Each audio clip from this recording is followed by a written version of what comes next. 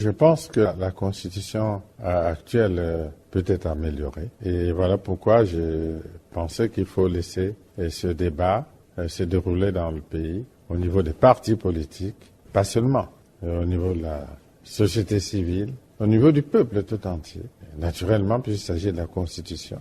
Et à l'issue de ce débat, il faut que le peuple tout entier se prononce par référendum. Oui. Et sur quel point en particulier est-ce que cette Constitution pourrait être améliorée? Sur beaucoup de points. Je vais vous prendre un exemple. Le président de la République ne peut pas dissoudre l'Assemblée. L'Assemblée ne peut pas émettre des motions de censure contre le gouvernement. Aujourd'hui, l'Assemblée est tenue majoritairement par le parti au pouvoir et ses alliés aujourd'hui. Si un dirigeant de l'opposition arrivé aux affaires à l'issue des élections 2016, eh bien, il ne pourrait même pas gouverner. Il ne pourrait pas gouverner parce qu'il ne peut pas dissoudre l'Assemblée pour appeler à d'autres élections. Je donne un exemple, il y en a plusieurs. Et si la Constitution était changée, est-ce que cela rendrait possible pour vous de vous représenter l'année prochaine? Ça, c'est une autre histoire. Ça, c'est une autre histoire. Si la Constitution est changée, je ne sais pas dans quel sens elle le serait, mais aujourd'hui, on parle de la Constitution.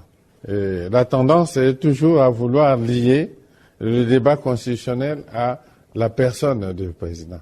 Non, il faut parler des institutions et de l'avenir de ces institutions pour qu'elles soient stables, durables. Donc vous n'avez pas encore pris votre décision? Non, pas du tout. Mais en ne l'excluant pas, vous laissez la possibilité ouverte. C'est le commentaire que vous faites. Qu'est-ce que vous avez pensé des commentaires d'autorités américaines et françaises sur le débat justement sur les changements de constitution en Afrique? On a entendu des commentaires des États-Unis sur la RDC, de la France sur le Congo-Brazzaville. Bon, mais je suis quand même pour le respect de la souveraineté des États et le droit que les peuples ont de disposer d'eux-mêmes et la non-ingérence directe dans les affaires intérieures des autres États. Qu'est-ce que vous avez pensé des événements au Burkina Faso? Mais c'est la réalité de la situation de ce pays-là qui a donné ces résultats. Mais on a vu d'autres résultats en Égypte, d'autres résultats en Tunisie, d'autres résultats en Libye.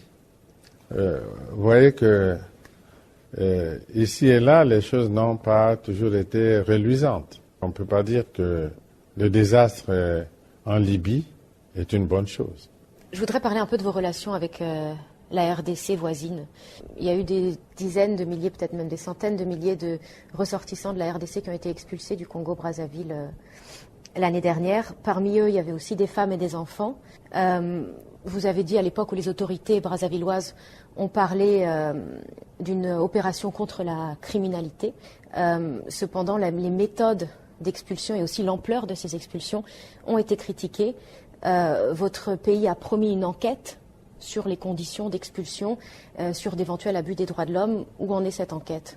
Je crois qu'il y a eu quand même des abus de langage autour de cette question.